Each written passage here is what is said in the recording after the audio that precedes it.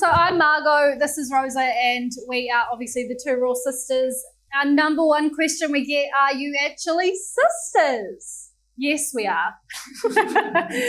We are sisters, and today we are going to be running through some recipes with you guys, and we're going to be inspiring you on how gluten-free cooking can actually be super simple and straightforward. I think we can get really overwhelmed with gluten-free cooking, but when we look at our pantries, when we look at our whole ingredient or our ingredients as a whole, you actually realize how it's so easy to swap ingredients in and out. So we're going to talk a lot about ingredient swapping today, and how you can just simply make a shift from, if you love orzo pasta, maybe let's get millet or quinoa or brown rice instead. So just how you can make these really simple, cost-effective swaps so that you guys can consume it, which is great. Rosa and I, we're not vegan or vegetarian. We do eat meat. A big part of Two Raw Sisters is, as I said before, starting with plants, starting with these whole minimally processed ingredients and these cost-effective ingredients, ones you guys are familiar with, but showing you how you can cook them in really easy, delicious ways. So we say we are your daily cooking shortcut to save you time, to get inspiration, and to stress less at 5 p.m. Cool. So just a little bit of a background on how we actually started Two Raw Sisters. So Margot and I, we have both been through our health journeys, which a lot of you may have as well. Margot has endometriosis and chronic fatigue. I was... Oh, they got a shock. I'll just wait till I think you... Is that really giving you a fright too, is it? I was an elite athlete for 8 years. I suffered an eating disorder and a training obsession. I got diagnosed with a condition called RED-S, which stands for Relative Energy Deficiency in Sport. So we both know what it feels like to hit rock bottom, but we also know what it feels like to feel our best. And I feel like we can get used to not feeling our best and just get on with life and have bloating issues, have IBS issues, and not do anything about it because it might be in the too hard basket or we don't know where to start. So as Margot said, we are all about keeping healthy eating simple and showing you how it is affordable and it is doable, and looking in your pantry and fridge and looking at all the possibilities you can make with what you have. So today we're doing two recipes. We're doing two savoury recipes using the Ploughmans gluten-free bread. We've got a halloumi Caesar salad, so we're using their bread to make delicious croutons. Makes a salad interesting. Salads can appear quite boring and not substantial enough, but we actually can make them really substantial by adding things like the croutons, adding a can of legumes in there. And then we're doing some creamy mushrooms on Ploughman's bread as well. To finish off, there'll be an opportunity to ask questions right at the end. We're going to do a bit of a Q&A, so hold tight on the questions as we get through. People can ask. No, I think that's what we've agreed on. Oh, yeah. Okay. If you've got a really burning question, just yell it. That's fine. I will allow that. But yeah, majority of questions, let's wait till the end. But I'd really encourage you guys to get your phone. Boring. I'm just doing what they're telling me. Okay. I would really encourage you guys to use your notes on your phone. Margot and I are going to be giving out lots of tips and swaps. And I'd hate for you to get home and be like, oh gosh, I forgot what the Two Raw Sisters said with this recipe, with this swap. So yeah, really encourage you guys to use your phone, your notes on your phone. Mm-hmm. And so the recipes, if you want to follow along, that we're making it in your recipe booklets as well, or your recipe books. So if you have a pen or pencil, get that out, or your notes app, as Rosa said. We just need a loaf of, not a loaf, do you want to cut? Yeah, we will cut. Sorry, can we just have a piece of bread? It's just a single piece. Just untoasted would be amazing. Thank you, Simon. Okay, so we tell people once you start making our salads, you will never eat another bad salad again. Thank you so much. So there are just some really simple techniques, as Rosa talked about, to make it a little bit more interesting. So today we're using the croutons. So all we're doing is cutting some bread. So you can use sourdough bread if you don't have gluten-free bread. You can use any bread you have. If you have like some bread ends and they're going a bit stale, rather than throwing them out, that is the perfect bread to use for croutons. So we're doing them like that and putting them on the baking tray. We're just going to drizzle them with some cooking oil. So we're using the good oil today. It's our cooking oil that we use, made in Rolleston actually. And then, so just oil and sea salt. So that's really simple. What you guys could do is you can add some spices to this, cumin, smoked paprika to give them a bit more flavor. If you don't have bread, what I do at home is I'll just do like crispy chickpeas. So you've all probably got a can of legumes at home. Legumes are kind of having a moment at the moment, which I love. I think they should always be having a moment. They are such a cost-effective way to bulk up a salad and to add good plant-based sources of protein to our meals. So that can be any legume. I love using brown lentils. They go really crispy. You can use butter beans. You can use chickpeas, as I said. So you would do the exact same thing. Drain and rinse your canned legumes. Pop them on the baking tray. Oil, salt. You can do spices as well. But that is a really great thing, whether it's bread or legumes. If you don't have bread or legumes, you could add a grain to the salad to bulk it up. So you can, some gluten-free grains. Have you guys heard of millet?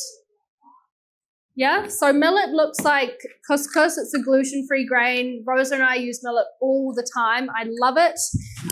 I think it's a good mixture. Like quinoa is quite light and brown rice can be on the heavier side, whereas millet's in the middle.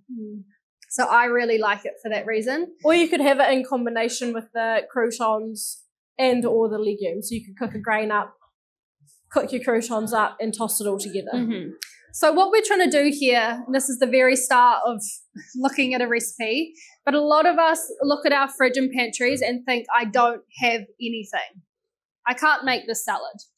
Whereas we're telling you, okay, let's look at our fridge and pantries in a different light. If you want to make this salad but you don't have bread, a lot of us, like I say, think I can't make it.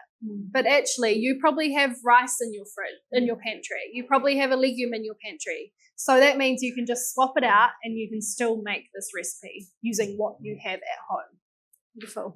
So now we're going to make the Caesar dressing. So this dressing, Margot and I always say dressings totally transform any veggie.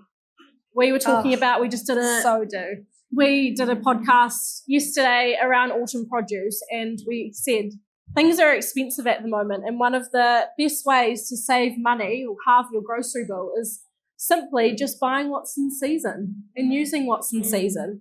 So if you go to the supermarket, grab what's cheap, grab what's in season, make a really delicious dressing, put your veggies in the baking tray, cook up a gluten-free grain, you've got yourself a really quick and easy weeknight dinner or a work lunch. Yeah. And this dressing, I really recommend you guys make more than what you need for the recipe. Store it in your fridge. It will last 2 to 3 weeks. And it's just one less step you have to do when you want to go and make a dinner or make a lunch. So we've got our extra virgin olive oil, which we're going to be putting into our bowl. So we are one-timesing this recipe, because as I said, this can easily be doubled, tripled, quadrupled.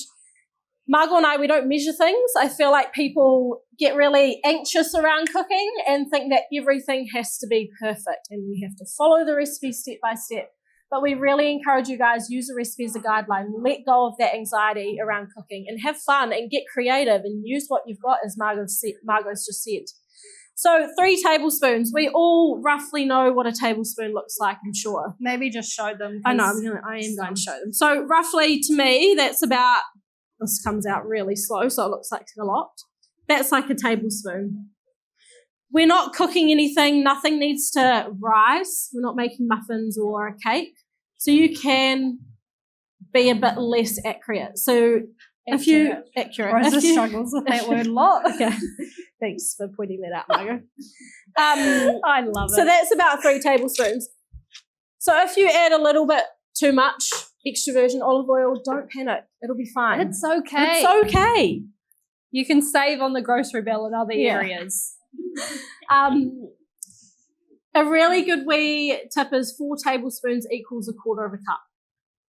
So if you need a quarter of a cup, if you're making some of our snack bars on our app and you need a quarter of a cup of almonds or whatever, pumpkin seeds, know that that roughly looks like 4 tablespoons. So you can just pour it straight into your blender rather than grabbing the measuring cups out. We've got 2 tablespoons of tahini. So tahini is just ground up sesame seeds. It's really high in protein, high in calcium as well. Really good thing to add into your dressings. If you're nut-free and you need to, if you come across a recipe, it says peanut butter or almond butter, know that you can sub peanut butter, almond butter out for tahini to make it nut-free. A lot of schools, my daughter goes to a kindy that everything has to be nut-free. So that's what I do when I'm making any snacks for her lunchbox. Make sure you get the whole tahini. You can get 2 types. This is very key. This is very key. Whole and I've actually tahini. specifically put it in your recipe. I said whole tahini. Hulled is where the outer layer of the sesame seed has been removed versus unhulled where the outer layer hasn't been removed. So hulled's a lot more pourable. It's not as bitter. So you can see how easy that pours out of my jar. That's a very generous 2 tablespoons. Yeah, that's 2 tablespoons in my eyes. Great. And then, did you get my garlic, Mona? No. Should we just leave it? Leave it. You can add your garlic in there. We've got Dijon or whole grain mustard. Just on the garlic note, if anyone does struggle with IBS and can't have garlic, just be like me and say leave it out. And then don't think about it again. A lot of people think, I can't make food taste delicious if I can't eat garlic and onion. You can. BS, you can. Take or leave the garlic. As I said, Dijon or whole grain mustard. Capers are a really great way to add flavour. Capers, olives, sun-dried tomatoes. These are the things that we don't think about. We've got a tablespoon of capers in our bowl here and a little bit of the caper brine. We've got our lemon juice in here. If you don't have a lemon, you could use a lime. Really good tip, if you don't have a lemon or a lime, they're really expensive at the supermarket. For the juice of a lemon, you can substitute a teaspoon of vinegar. So you could do apple cider vinegar, red wine vinegar, white wine vinegar instead of the juice of the lemon. So 1 teaspoon of that. We have got some sea salt. I love that you're using the brine in here. Yeah, just to add a bit more flavour. Well, otherwise we just throw it down the drain. But actually, there's so much flavour in the brine. Yeah, we've got a tabbouleh on our Turo I'm just going to mix it together. And I use pickle brine in it. And it's so delicious. So delicious. So as Margot said, I probably have overdone the tahini, but that's okay. Because you love tahini. Because I love tahini. And I'm just going to work with that by not adding any water to loosen. It's already nice and pourable. It's at the consistency I want. So that's where we really emphasize, use our recipe as a guideline. Don't get caught up in what we've said. We obviously have to give you measurements and give you a method and all of that, but just use it as a guideline. You guys all, need to go and listen to our Two Raw Sisters podcast, How to Not F Up a Recipe. This is what we talk about. This is what we talk about. You all need to go and listen to that because I think you might learn a thing or two. Yeah. In this case, I've added too much whole tahini, so I'm not going to add in my water because it's already runny enough. If I didn't add enough tahini in, I will be adding in my water to make it more pourable. Yeah. Super simple, super easy. As I said, use your own, go with what feels best for you. Yeah. So we've got our dressing there. As I said, this will keep in a jar in your fridge for like 2 to 3 weeks. Really, really delicious toss through a grain. It's even just talking about decision fatigue. Rosa and I, we struggled a lot with food fatigue and thinking, what's for dinner, what's for lunch, what's for breakfast, and it feels so constant. Does anyone else feel the same? You just lack so much inspiration because you're just overthinking about it and your time poor and that there's just no room to get creative and get excited. Well, I feel like I don't do it, but a lot of people from feedback waste so much time scrolling to find a recipe. Yes. Or you're on the internet, especially if you're gluten-free, there might not be many options that look that appealing out there, and you're constantly looking for options, and that's half an hour gone and you haven't even got anywhere with it. Or something looks delicious and you don't have half the ingredients, and then you look again and then Or you it's think, got gluten in it and you think, I can't have that. That sucks. you know, so many things. So where I'm going with that is, like Rosa said, make double this recipe, be intelligently lazy about it, and then that's the starting point. And then in your brain, it's like, okay, that decision fatigue kind of begins to go because you think, I've got this to start with. What might go well with this? Great. Okay, so we've got our halloumi now. So we're going to be cooking our halloumi I think that pan's quite hot enough yet. I can cook the halloumi in the pan. Look, you just leave that with me. Margot's going to cook the halloumi. If you don't want to do halloumi, you want to add, like, you can get a cooked chook from the supermarket, or you can do some chicken thighs or chicken breast and put that through the salad. You could do some tofu. You could do some lamb, falafels, anything at all. So on our Two Raw Sisters app, one, we have gluten-free substitutes for pretty much every recipe. Two, we have ingredient swaps for pretty much every single ingredient on that recipe, so that it can spark your thoughts on what you can swap things with dependent on what you have at home. And three, we've got protein suggestions. So if you're dairy free, you don't have halloumi, but you've got chicken or you've got lamb or you've got, I don't know, something, you can just swap that. And then that saves you a trip to the supermarket. Sure does.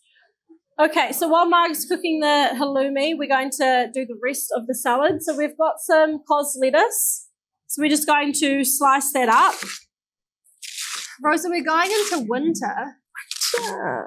What if cos is stupidly expensive in the supermarket? What can Grow I some swap? in your garden. I can't be bothered doing that. Lazy? No. You could use chopped up kale, chopped up silver beet instead. You've got rocket in the garden, you could use some rocket. Just, again, use whatever green you've got at home. I refuse to buy greens, like those bags of greens from the supermarket. I just think it's so expensive, and compared to going and buying some seedlings from Mitre 10 or a bag of rocket seeds, which is like $3, and how much rocket you can get out of that little bag of rocket seeds, and you're paying $5 at least for a bag of greens from the supermarket. It's or wild. your local produce store. Yeah. A thing of cos at my supermarket was $8, and at my produce store it was $3. Wow. That's what I said too. Wow. That is crazy. So yeah, use whatever green you've got. And then we've got some cherry tomatoes, so we're going to sprinkle out some of our cherry tomatoes Having on top. some slow cooked halloumi today. We love that. How are your croutons going, Mark? Oh, yep. Oh, yep, they are golden. They're good? They are Perfect. And then we've got our cucumber. So Margot and I, we've just I'm going to show you how I cut the cucumber. I'm just going to put half of it on the salad. We're layering our salad. So when we layer a salad, beautiful. Show the camera. Sorry. You guys can see it in real life. Perfect. So when we layer a salad, by layering I mean we're going to do half of everything first. We're going to do half of the lettuce, half of the cucumber, half of the tomatoes, half of the halloumi, half of the dressing, half of the seeds, and then we're going to go again and do the remaining half of everything. And that just means that everyone gets a little bit of everything when they're diving into the salad. It's not that all the people at the front get all the goodies on top. It means everyone gets a bit of everything. That's fair. That's fair. So as you see, I've done the lettuce, tomatoes, cucumber. I'm going to do the remaining lettuce. Actually, you need to do the dressing and the croutons and the... It's true. I've forgotten half of it. I've got the avocado to do. Yum. Rosa, avocados are great at the moment, but they're not about to be. Just leave it out. Which sucks. You could put some green, like just frozen green peas is so underrated, I think. They're such a great source of protein, FYI. And can you... Yeah, you give that to me. Oh, actually, I've got a scrap bin right here. Super high in protein, cost effective, And I'm sure we've all got a bag of peas in our freezer at home that we might not have touched for a while. They're all a bit freezer burnt, maybe. Don't know what to do with them, or they're just a bit boring. Mine are very if in freezer doubt, burnt. chuck them in your salad. Edamame beans. Edamame beans. You could roast up that limp bag of carrots you've had in the fridge for 3 weeks. Roast those up and chuck them in the salad. Delicious. Delicious. So we've got our avocado. We've got our avocado there, and then we've got our dressing. So we're just going to be drizzling on our dressing. So I'll do half of that. And then we're going to add our croutons. Do you want me to do that? Sorry. Yum. So that just adds some delicious crunch.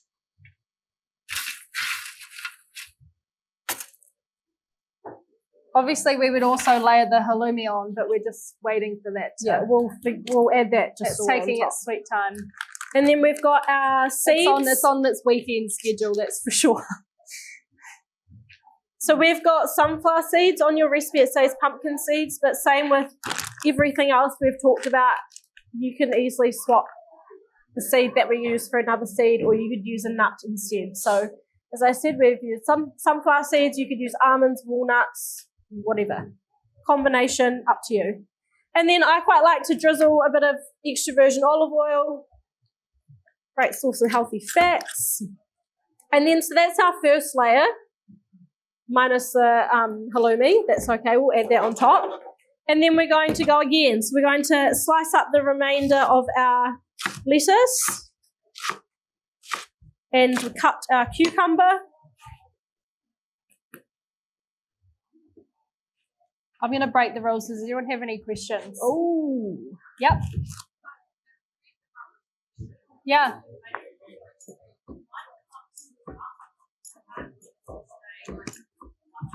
Breadcrumb. Okay. Can't say I've done much with breadcrumbs in my life. Polenta's a good substitute. What are you using your breadcrumbs for?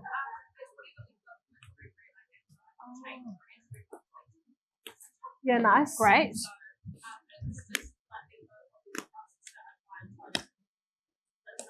Oh, God, it all clumps together. Interesting. Are you using a blender or a food processor?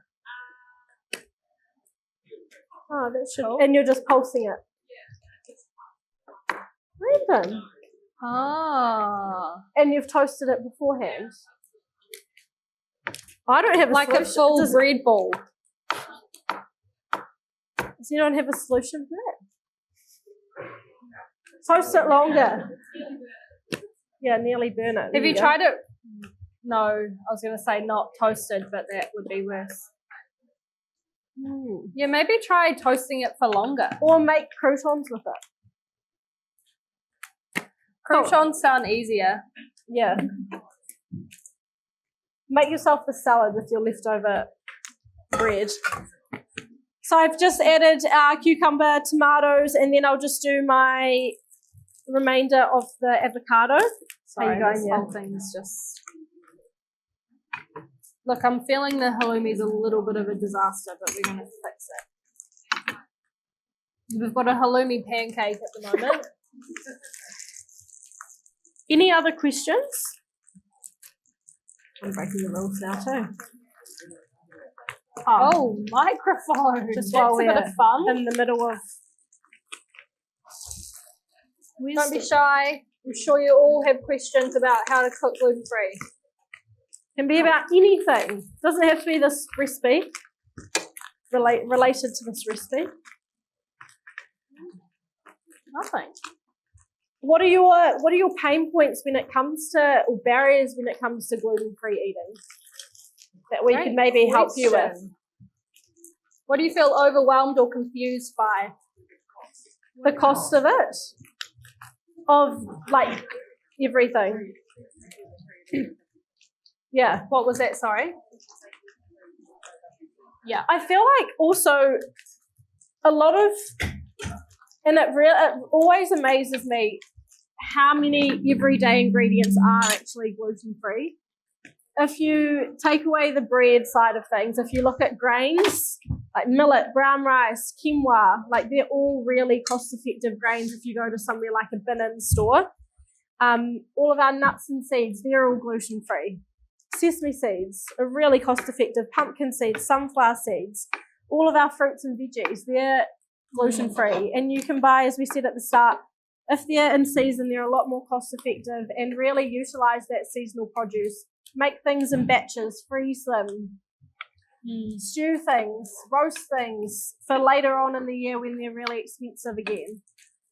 But actually knowing that the everyday gluten-free ingredients are readily available and accessible to us compared to buying ingredients or products that are gluten-free. Like you guys can make, instead of buying a gluten-free muesli bar, which is definitely going to be way more expensive, on our app we've got so many gluten-free snack bars or balls that you can make using what you've got in your pantry, using the buckwheat groats, using the sesame seeds, the sunflower seeds, and you're not paying an absolute bomb for them. You're actually, again, as I said, using what you've got in your pantry. And you know what's in it. And you know what's in it. And it's actually, yeah, I feel always more comfortable making something because I know what's in it and I know it's actually fueling my body and giving me the energy that I need compared to when I buy something like a packaged muesli bar or some gluten-free granola or muesli.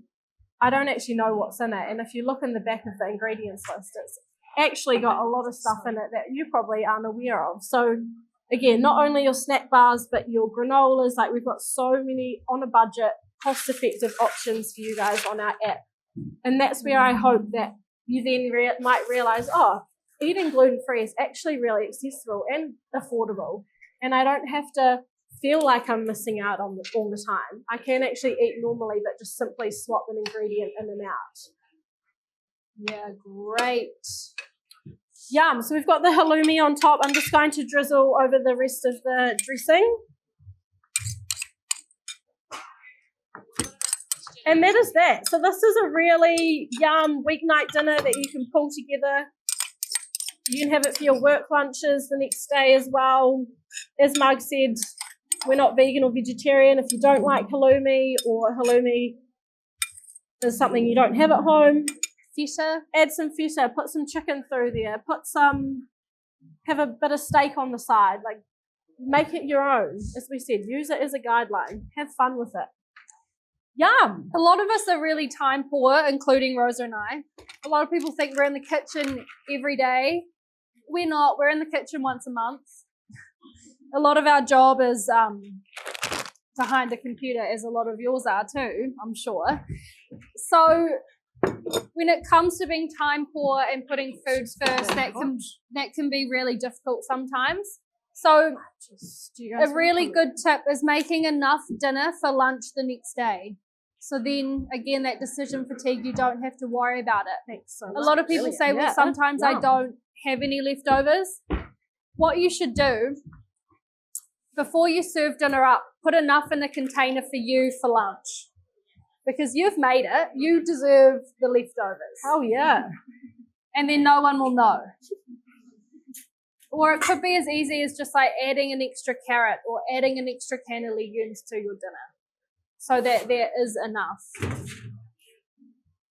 All right, now we're going to start on the creamy mushrooms. So these are super, super easy.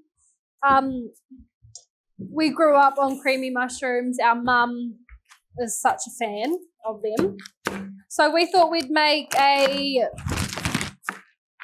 creamy mushroom dish that is equally as delicious using our everyday ingredients that you guys should hopefully have at home. And if you don't, I'll show you what you can swap it with. And if you're into savoury breakfast, this is something you could make in a big batch on a Sunday and make it until, say, for like the next 3 days and just reheat it in the pan in the morning. All you need to do is put your toast in the toaster and you've got a really quick and easy breakfast. So what we're doing is, it says thinly sliced on the recipe, but I'm just going to dice it. Oh, yeah. Cooks faster. Okay. Yeah. If you don't have a brown onion, you can use a red onion, you can use a leek, you could use spring onion. If you can't tolerate onion, I would just leave it out, or you could do some celery in there. Ah. And Did you say a leek? Yep. And then we've got our rosemary. So if you don't have rosemary at home, you could use thyme. You could use oregano. Any of those could be fresh or dried. That doesn't matter. So we're just going I'm just going to say, it's all these little, like rosemary, which I'm sure if you don't have it at home in your garden, you can go steal some from your neighbours, or as you're out for your walk, you'll find a bush of rosemary, I'm sure. Yeah, getting to me. But all these little things like the capers, the rosemary, the thyme, they're a really great way to add flavour. Rather than going to the supermarket and buying a pre-packaged, pre-made sauce, which is normally full of shit. Let's just say it. Use what's around you. Use your spices. Use your herbs.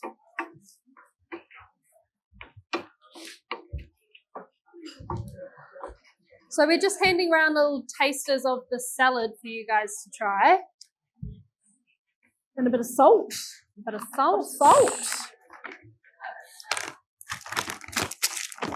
And then next we're going to add our mushrooms. So we've got white button mushrooms today, but you guys can use a mix of portobello and white button, or just portobello, completely up to you. So yeah, we're just going to thinly slice. I'll start to add. But while that's cooking, I want you guys to just have a think about what's in your fridge right now. What have you guys got in your fridge right now? What veggies have you got? Brussels sprouts. Mushroom. Anything else? Who's got a broccoli? Yep. Me. Bit of pumpkin? Yep. Who's got a 3-week-old cabbage like me? Yeah? Cool. So a lot of you might be thinking, what can I do with that? What can I do with what I have at home? How can I get inspired, because I'm lacking inspiration? This is me all the time. When I get home from work, I don't know what I want. I've got this, but I'm not seeing the possibilities. I'm just seeing this uninspiring limp cabbage. You know? So this is why we created the Two Raw Sisters app to be your cooking daily shortcut, to save time, get inspired, and to stress less at 5 p.m. Because what we've created is, in our search bar, you can type in whatever you have at home. So I'd leave out the 3-week-old part, but I'd type in cabbage. And I might want a salad, and I might be quite time poor that night, and I want something 20 minutes or less. And then what the app does is it combines all of that information and will just give you a very select view of the recipes that use cabbage, are salads, and take 20 minutes or less. So that instantly reduces your decision fatigue on what do I do with this thing, and it gives you inspiration on all the different ways you can use it. So that's so helpful if you just never know what to cook. And then again, like I said, the ingredient swaps within each recipe. You can adjust all the serving sizes to from 1 to 12. So if you want to make extra for lunch the next day, just simply tap one more serving and that recipe will change for you. So it's just using these tools to make your life easier is the key thing. Right. So now I'm going to add our 4 heaped tablespoons. We've got coconut cream or coconut yogurt. We're using coconut yogurt. You guys could just use also normal Greek yogurt if you can have dairy. You could use completely up to you. A bit of cream, 2 dashes of cream. Coconut yogurt is expensive, so don't feel like you need to just go and buy it for this recipe. Use yogurt, cream, milk. Yeah, just whatever you've got. And we're just going to add a little bit of pepper and some chopped up flat leaf parsley to finish it off. How's the salad for those eating it? Good? Done? Oh, children saying yummy. I like that. Nice. Love that. So while these mushrooms cook, this is your opportunity to ask any questions about this recipe, or we might actually have we got the slide with the QR code? Oh yeah. So does anyone have any recipe questions for this recipe? Just while we're on that. No. Hi. Yeah. I had a question before. Oh, sorry. Where do you usually get your bulk grains, seeds, Great and question. that? Usually I'm shopping at Pack and Save. Great. Where do you live? Sorry, not in a creepy way, but where do you? What area? What area? Hapanui Pack and Save. Let's be specific. There we go. Hapanui Pack and Save. Okay. That's your. That's my hood. Yeah. Veggies Fresh. It's a She's meaning grains. veggie shop down Hapanui Road. They have bulk seeds and grains. Very cheap. Very awesome. Any bin-ins are great. Good for, we have good for, that's in Beckenham. Liberty Market is a good one. So on our podcast, we've got an episode how to build a cost-effective pantry. I'd recommend you go and listen to that.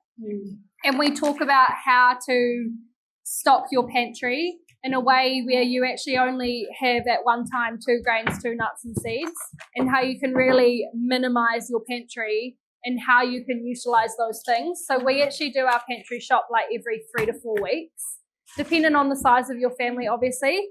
But that means like every 3 to 4 weeks, you're restocking your pantry with those 2 grains, 2 nuts and seeds, etc. So getting in that routine rather than every week buying it, because then you can get excited being like, oh, it's my pantry shop today. This is fun. What different grains am I going to get? What different nuts and seeds am I going to get? So definitely listen to that, and then it kind of justifies a further away trip.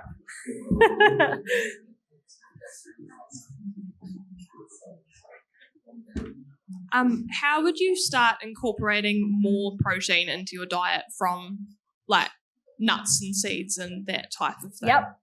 Great question. Just to preface that as well, there's a big emphasis on protein at the moment, and at Two Raw Sisters, we're not about following fad diets or fad trends, and I just want to inspire you guys and let you know that protein isn't as important as carbohydrates and fats. So don't focus all in on protein and think I need to up my protein and forget about the other things, because everything is as important as each other and you should be creating a balanced meal.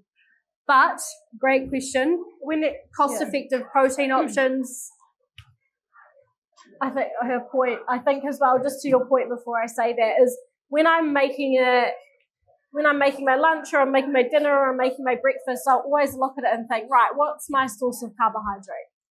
I've got some buckwheat there, or I've got a piece of Ploughmans bread. Perfect, tick that box. I've got some fruit as well. What's a good source of protein that I've got on my plate as well? I've got some yogurt. I've got some almonds. I've got some hemp seeds. And what's a good source of healthy fats? I've got a bit of nut butter on there. I've got some more walnuts on there as well. So just mentally, like just going through your plate in your head and being like, oh, I'm actually lacking in that. Maybe I should top it with some sesame seeds or top it with some pumpkin seeds. And things like that's where grains are really great. Like that, they're an awesome source of protein. And making sure when you've got a balanced plate, you're going to be sustained throughout that afternoon or throughout the morning, and you're not going to feel hungry. Your blood sugar levels are going to be stable, and I think that's where a lot of people go wrong, is they don't have that balanced plate. And educating yourself on what is a good source of protein, what is a good source of complex carbohydrates, what is a good source of healthy fats, and it's almost having like a list of all the different sources, like a handful of sources, and that's how you go and build your dinner, or that's how you build your breakfast up. But again, just going back to seeds, high in protein. What types? What types of nuts and seeds? Any. Yeah. Any nuts. You should listen to our podcast episode. Have you heard of Sarah Widowson? She's an amazing women's health dietitian in Christchurch. She works out of Oxford Women's Health, and we do quite a few episodes with her. But next week we're myth busting. It's quite fun, but like protein, seed oils, soy, eggs being high in cholesterol. We were talking about all of that, so that comes out on Thursday next week. It's a really good episode, and she talks about those protein sources too. But yeah, any nuts and seeds, I think variety is key. The more different types of plants we can have in our diet over the week, the more, the better.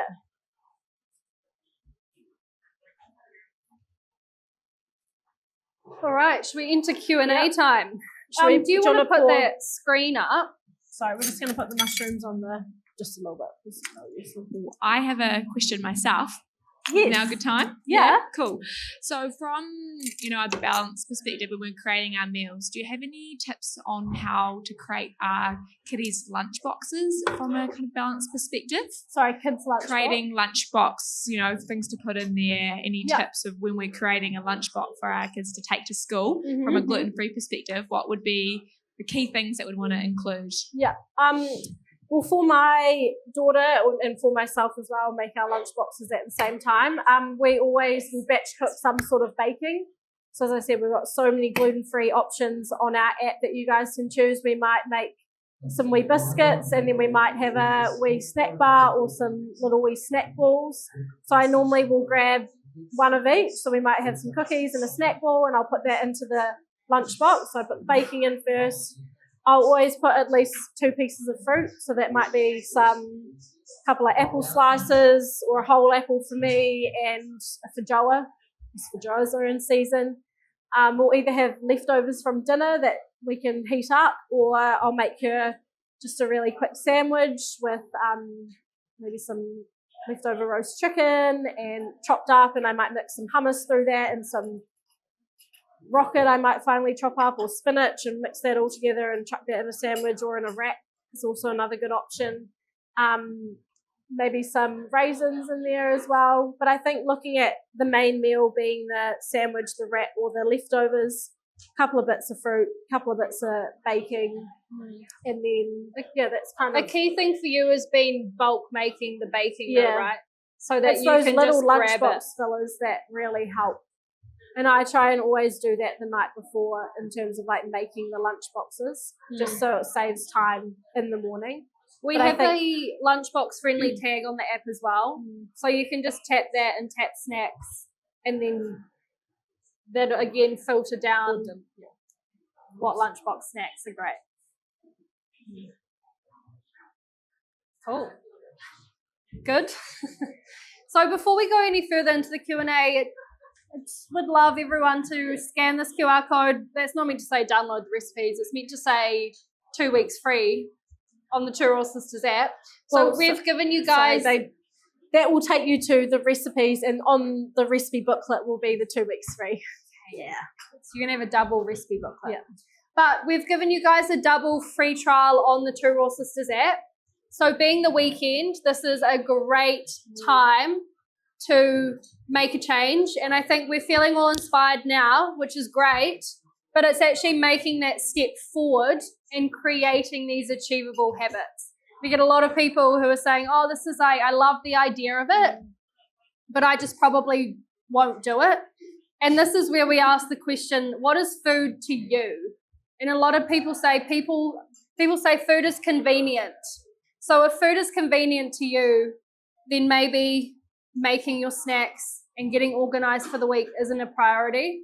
So is it sitting with yourself and thinking, okay, I need to actually change my mindset, because once you make it a priority, you will make time for it.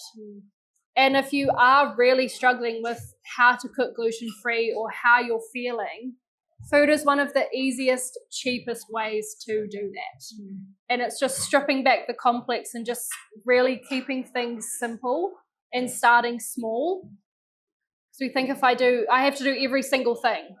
And then we get overwhelmed and then we don't do it anymore. But it's actually just starting with one thing. So if you haven't already, I recommend getting your phones out, scanning that QR code, and you will then get 2 weeks free on the Two Raw Sisters app.